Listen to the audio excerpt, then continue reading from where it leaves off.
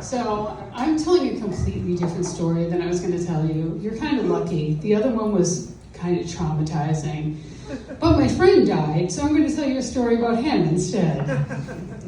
So I had to start my life completely over at one point. I was 14. I grew up in a very culty version of Catholicism, and I was really into it until I had to leave the church when something horrible happened. That was the other story. And there I was, my first day in public school. I didn't know anyone. I didn't know if I wanted to know anyone. But then I saw a boy sitting there, and he was wearing one of these. This is a battle jacket.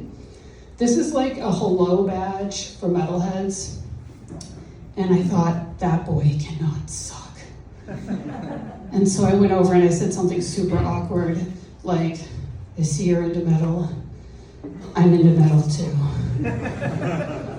And we knew each other for like 5 minutes when I said, you should come live at my house. He had just been kicked out of his house for wearing fishnets under his jeans, but he was also a member of the local Rocky Horror Picture Show.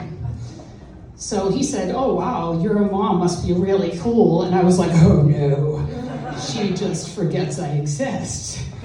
And so I had to explain my whole life, I realized at that moment. And we got to my house, and I was like, damn, okay, so here's the thing. Growing up, I could never have friends over. I couldn't go anywhere except church and school, and my house is a whole thing. This is New England. My house looks small on the outside, but it is big and dark on the inside. It is 10 rooms. The living room is a ballroom covered in redwood. It has a fireplace with this big sculpture coming out of the wall that's like a bas relief, and I just found out it's Masonic, seriously, like a week ago. It looks like a scene from The Shining. My friend says this to me when he sees it, wow. And I say, sit down, I have to warn you about my house. And I'm really serious, guys, I am. I'm like, the story goes, a man named Mr. Pitcher built this house in the late 1800s. I'm totally serious, guys. This was his dream house.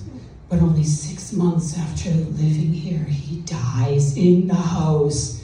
And he's so angry that no man can ever live here again. You don't see where this is going at all, do you? No way, right? A century passes, step in my father. He thinks he's getting a bargain, and he is a great businessman when he's faced with a grieving widow, and she wants to sell the house and all these antiques and some of her personal belongings for $33,000. He's like, I can really talk this up, right? She basically threw the keys at him. And my friend is like, what? You're kidding, right? And I'm like, no. Every man who has ever lived in this house has died in this house. And he's just like, yes, a real haunted house. And I'm like, no, seriously? I found my father dead in that room when I was 10 on Christmas Eve. And he tells me at this point that he has health issues. And I'm like, well, dude, you can totally stay here, but I'm just saying, after a few days, my house might kill you. He was like, stunned, and then he was like, cool. He was so into it, and suddenly I was kind of into him. And so we made a plan. He would come back from school with me every single day, and if my mother caught on to him being there, I would just hide him. I've been planning on hiding people my whole life. Not like that. My father was a disabled veteran, and since I was 6 years old, I was reading him World War II books, and I told him if World War II ever happened again, I would just hide people behind my walls and the eaves. Even the charming parts of my childhood are kind of traumatic. So upstairs there were these 3-foot tall doors that went into the eaves and my walls. When I showed these to my friends, he used to do this thing when he got excited. he'd get on his toes, and he was like, how did you sleep in here with those as a kid? That looks like Tales from the Dark Side.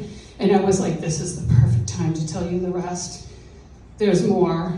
Mr. Pitcher, the guy who built the place, he's still haunting the place, and my mother talks to him all the time.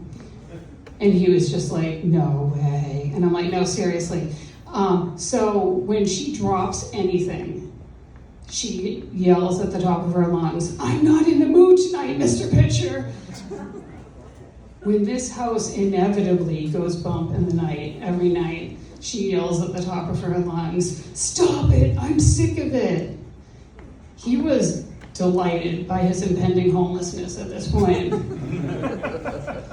And I told him she never came upstairs. The way she even talked to me was to go to the bottom of the stairs and bang on the wall and just yell up to me. This is how we communicated. So I said, if she thinks you're here, a human, you're gonna become Mr. Pitcher. So I just gave this performer kid like the role of a lifetime. He was gonna become the unearthly phantasm who is haunting a superstitious Catholic with Morse code. He was going to go over to a far wall and perform the ghost's signature taps while I went to the top of the stairs and yelled down to my mother, what did you do to piss off Mr. Pitcher? So basically every day after school, he would start making us food, and we'd get that all wrapped up by the time my mother even came back from work. And she never even realized he was there. He'd sneak out and get us donuts. I think Mr. Pitcher was covering up for us. At 15, he was fighting homophobia and homelessness and a good old New England haunting. And there was sexual tension between us for our first few nights, but there is nothing more awkward than a girl coming off a church scandal. And so he knew I just needed a friend, but I ended up getting a friend for the rest of my life. And he was such a cool guy that even my evil poltergeist house did not attack him. Thank you.